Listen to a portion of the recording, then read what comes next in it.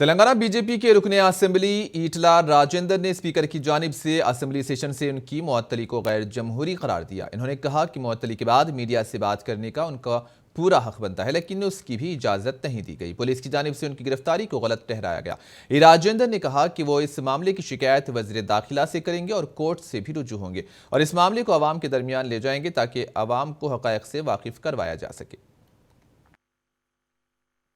कल स्पीकर ने जो मेरे को सस्पेंड किया था वो अनडेमोक्रेटिक है। सस्पेंड करने के बाद मेरा हक है जो मीडिया पॉइंट में बात करने का, वो अलाउ नहीं किया।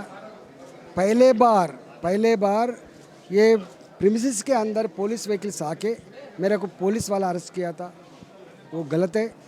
वो अरेस्ट करके घर ले जाके वो हाउस किया था, वो भी गलत है।